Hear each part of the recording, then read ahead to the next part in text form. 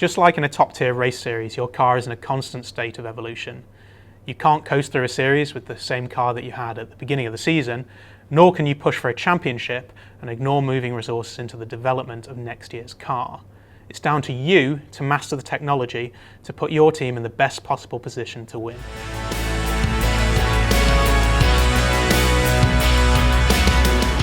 In our first video, we looked at building your team. Now we're going to move on to mastering the technology. I'm here with Rob Pearson, who is the lead designer on Motorsport Manager. Rob, can you just, before we start, can you just tell us a little bit about what you do on the game? So as the lead designer, I'm kind of responsible for all of the gameplay, all of the choices that the player has to make, and kind of tuning things and tweaking things so that all of the races are fun and exciting and they go down to the last lap. Great. So in the first video, we talked a little bit about the drivers, the staff, and we finished on the headquarters, and we'll go back to that in a sec. But firstly, this is all about mastering the technology, so why don't we talk a little bit about the cars in the championship? So this is the World Motorsport Championship car. As you can see, it's like our top tier. This is the kind of glossy, most exciting version of the car. And compared to some of the other tiers, like you've got more details going on here in terms of the little bits of aero. So you can go deeper into the development of the aerodynamics on it. So see at the moment on there, there's quite a large diameter rim on there. Is that something that changes throughout the development of the game, not just the car? Yeah, so that's actually tied to our politics system, Okay. and the rules of the championship you're in will change from year to year. In this case, because of the rule set we have set up on the World Motorsport Championship, you've got these nice big rims on this car. There can be lots of other different tyres, kind of grooved, sort of Formula E style road tyres. Is this something that you're able to vote on? Like as a manager of one of the teams, you will have a say in whether you move to larger diameter rims, whether you move to slicks or grooved tyres, or basically how not just the cars progress, but how the series progresses as well. Yeah, so as a manager, you're kind of member of the Global Motorsport Association, and yeah, you get to vote on all of this stuff. But is that just limited to the car, or does that also mean, say, for example, certain rule changes like tracks as well? Does anything change on tracks, or does it change in how the series is run? So it's not just to do with the cars. I mean, we're looking at the car now, but you can change track layouts in some championships. You can even vote in totally new tracks. You could remove tracks. So let's say your team's struggles, particularly around Cape Town, because it's quite a tight sort of circuit. Right.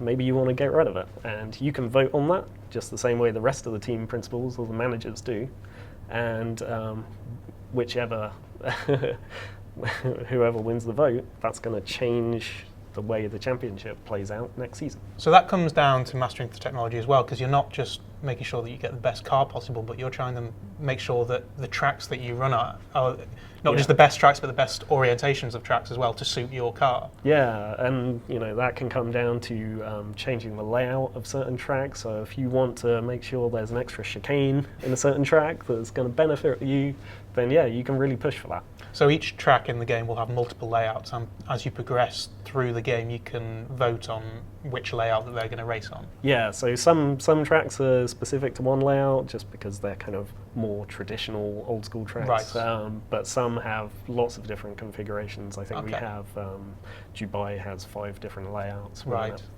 And we're not limited to like street circuits. There's more traditional old circuits, and there's also ovals as well, isn't there? Yeah, there's an oval. You can, if you manage it, you can vote that in, and it's really interesting to see the cars going around an oval. I mean, the lap times are insanely tiny. You're doing a hell of a lot more laps, and it's a totally different challenge for the cars. Sure. Throws up some slightly different results. Sure. So going back to where we left off with the audience, shall we just skip through to the headquarters? Okay. So we were talking a little bit with Sam about the drivers and the staff, but the headquarters probably is more linked to the technology of it, because that will affect what you can develop and how the process of development takes place, isn't it? Yeah, that's exactly right. So how far you can drive the development of your car is linked intrinsically to the quality of your headquarters. So we can see there the ride handling development design center is only at level 1 of 3. So that affects one certain part of the car then. Yeah, that's right. So the ride handling development affects the suspension. Right. Okay. And if you want to put more money into that, you feel like it's going to benefit you, maybe you can see there's some tracks coming up that are really going to benefit from stronger suspension, then you can push for that. And it's kind of a long-term decision that's really going to impact the way your car behaves around the track. All of this links back to how you design your parts. So we'll just jump into that there. Okay, so if we're looking at the overall screen at the moment and sort of developing parts, where we can see at the moment for our next race, which is in Belgium, we can see the rear wing and the engine are the most crucial things to develop on there. So are those the areas that a player would focus on before the next race, or are we looking 2 or 3 races ahead? Well, that really depends on the player's strategy. I mean, they can... Up here, they can have a look ahead to the next few tracks. Looks like top speed's looking pretty good. That's marked as crucial and useful for the next 2 tracks. So, you know, looking ahead like that and making that longer-term decision, like if maybe a clever player is going to be able to analyze the calendar and pick their best development plan, essentially. Because it takes time to develop these parts. It's not just like they're available, and that comes down to the headquarters as well. It's how quickly you can get them developed and to what level you can get them developed. Yeah, so all of the different parts have different build times and they have different costs. So, you know, depending on what you've got in your bank balance, you might not be able to afford that new engine. So you can see here that the engine is actually not going to make it in time. Right, for the okay, next so race. even though that's technically crucial for the next race, it's not going to be built in time. So our focus should be on something that can be built in time.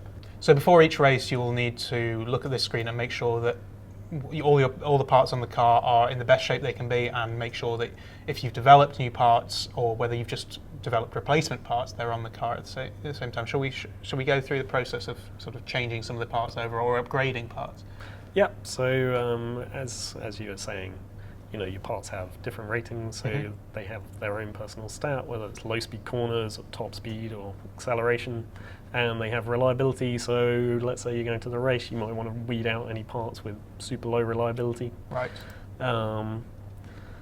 And here we can see we've just made a couple of much better parts here. So these are parts that have just been developed within our HQ? Yep, yeah. So we've just created a new rear wing and a new gearbox. And you can see they've got much better performance rating than those ones you start the season on. However, they've got some dodgy reliability. Because they are technically prototype parts, so if you push the boundaries, you're not necessarily going to get the reliability straight away. Yeah, so they're brand new. If you're going pure performance, then you're going to expect to have to do some work in the factory because they're not tried and tested yet. Back up. Right. Yeah. But let's put them on anyway because they're so much better. I mean. Okay. So on the right-hand side, you can choose whether that goes on Harry's car or Nina's car. Yeah, so the left-hand button puts it on driver 1's car, and the right-hand button puts it on driver 2 cars. And if you have multiple of those parts developed, presumably you can put them on both, can you? So no, they all appear as like one individual entry. So right, okay. Yeah, so you'll it's one of the really interesting things about the system. You only create one part at a time. Okay, so sometimes you have to prioritize one driver over the other. Yeah, so you're often forced into a corner.